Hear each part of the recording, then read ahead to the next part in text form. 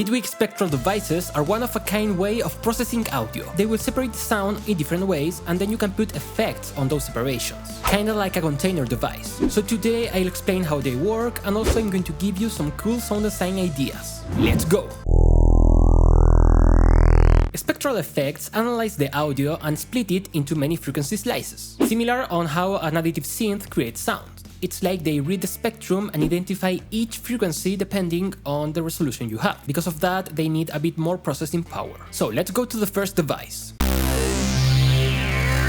The Harmonic Split will read the sound and, in the default settings, identifies and separates the odd and even harmonics. And then the ones it doesn't identify goes to the nons. You have a nice visualizer with color coding, and initially it does nothing to the sound.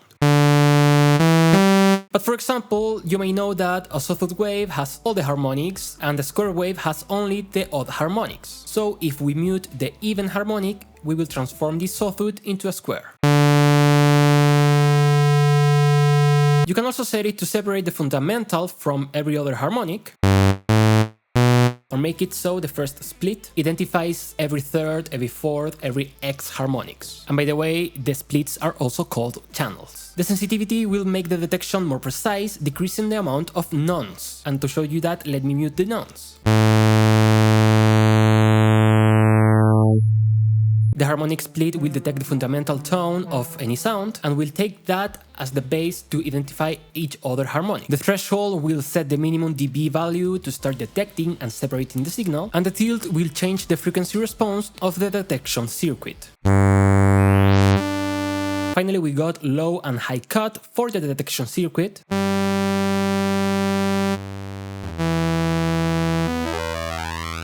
Now, as I said, these devices are like containers, which means that we can put effects on each one of the splits. This is useful, for example, if you are building an stereo bass and you obviously want to keep the sub-frequencies in mono. For that, we can go into fundamental mode, leave the fundamental dry, and put the stereo effects on the harmonics and the nons.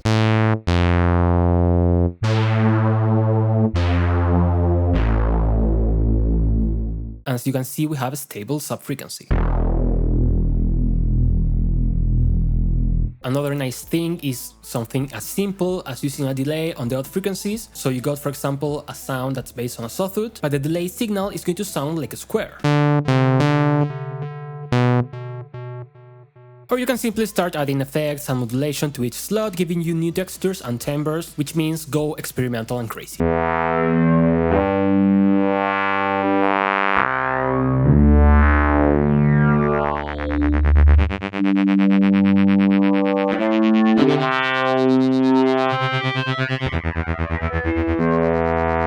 But before getting out of control, let's go to...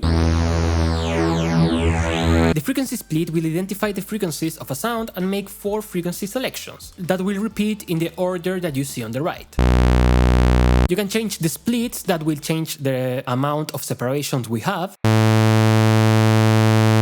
And these arrows will change the direction of the separation relative to this white dot. Look how new colors are being added as we increase the split.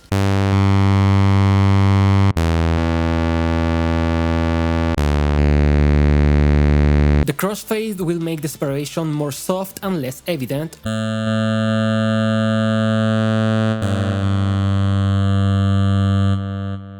The nudge will select the starting channel, and the spin is going to make something similar relative to the spectrum. Finally, we have the bend and the pinch. The bend will tighten up the splits depending on the position.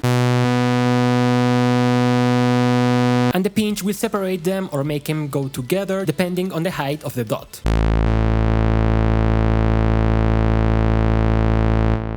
And finally, you can click and hold the white dot and move it like an XY controller. You can even start without using any effects and only by modulating the gain and the panning of each channel. For instance, I have this path right here. Then I put the frequency split and I have 10 different randoms. Each one is modulating a bit of the gain of each channel, also the panning of them, and also I have 2 randoms modulating the pinch and the bend, so we have this movement of the dot right here.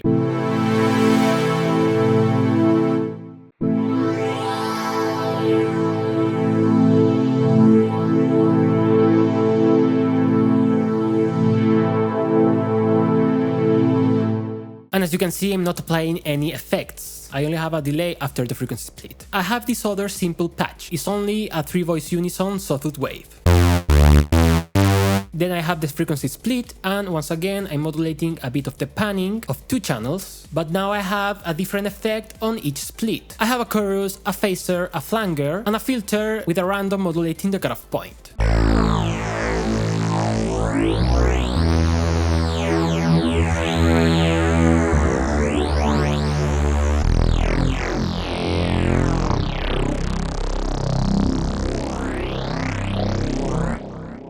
You can even use the same philosophy but trigger the randoms with the notes, so each note you press will have a different sound.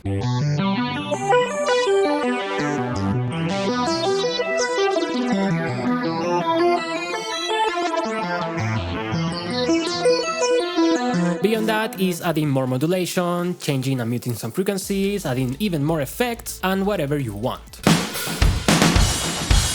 Are you liking this video so far? If you do, please subscribe to the channel, as these videos take a lot of energy to make. Also, give it a big thumbs up, thank you. The loud split will use thresholds to identify and separate the loud, mid and quiet part of any sound. And again, the color is going to help us identify each split.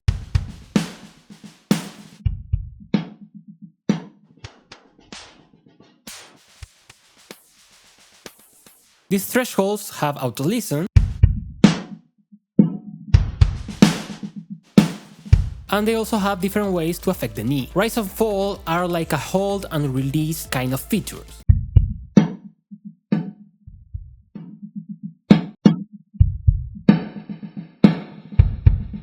The tilt affects only the detection circuit, favoring different frequencies into the thresholds. And finally, activating the relative loudness mode will normalize the detection circuit and change the behavior of the thresholds from absolute to relative. Again, this is useful for many things, especially to experiment.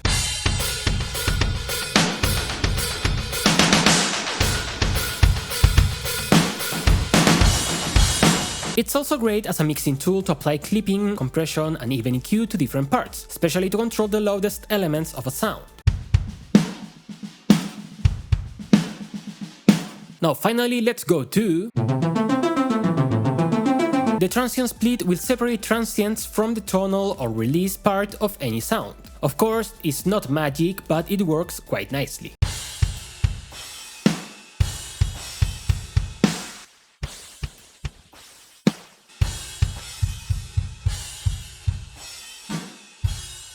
You can change the visualizer to sonogram, and then you can affect the way it detects transients and tones. For example, the tilt will favor some frequencies from other. If you go up, it will be high frequencies. If you go down, it's going to be lower frequencies.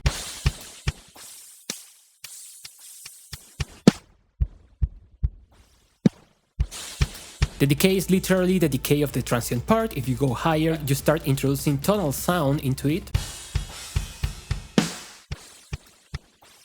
And the smoothing will increase the parts of the sound that are identified as tonal. So increasing it is going to add more transient to the tonal.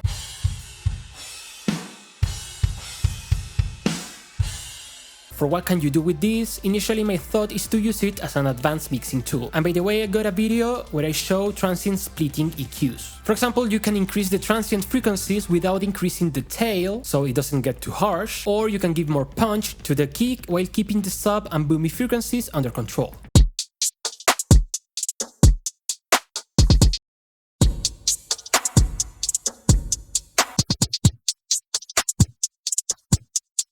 I even added clipping to the transients and a reverb on the tones, so it's a bit more subtle. Of course, you can also go crazy with it.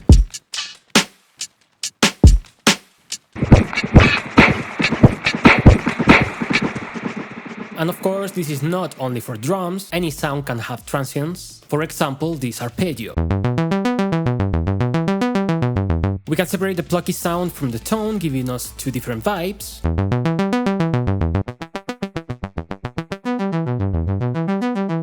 And then we can add delay to one or the other, which will give us different moods.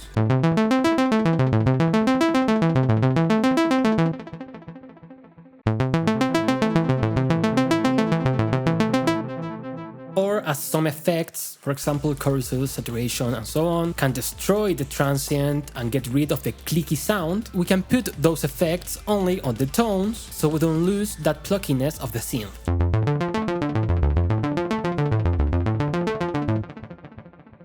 And of course we can go crazy and experimental.